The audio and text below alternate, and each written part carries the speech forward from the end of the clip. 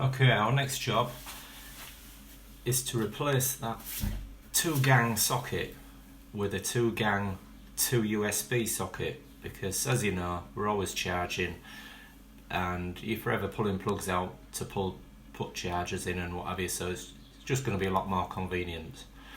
So we've purchased this, which should be a straightforward job, and we can then have 2 sockets and 2 USB connected at the same time. So obviously the first job is to get the power off and get that removed off the wall, get them swapped over. So let's have the power off.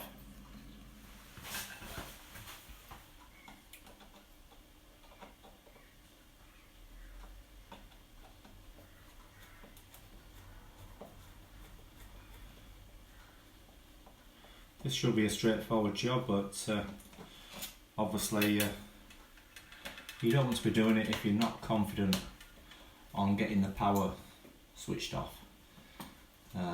Obviously mustn't touch anything like this without the power being off, so it's obvious as that.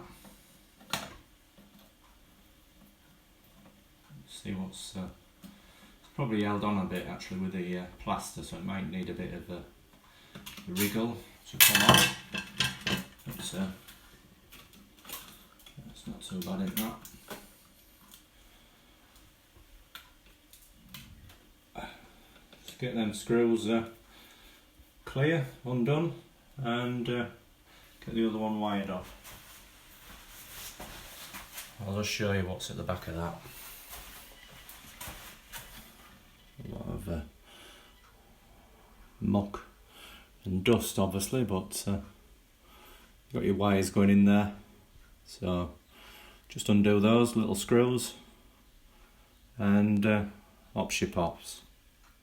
Okay, all back together again, and that makes a much tidier socket.